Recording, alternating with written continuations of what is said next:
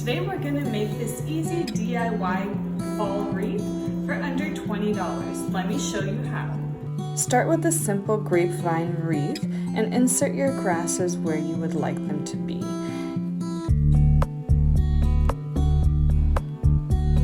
Go all the way around, inserting into the slots in between the grapevine branches.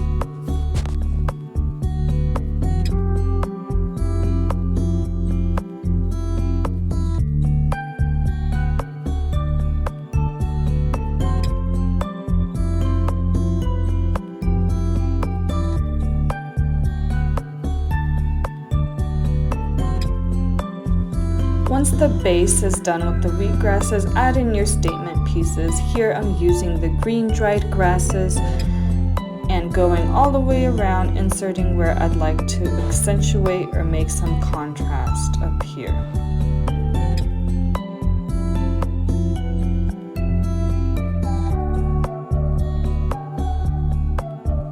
To keep all the grasses in place and preventing the wind from blowing them away, add a layer of hairspray that will help keep everything in place, and then hang on your door using your choice of hook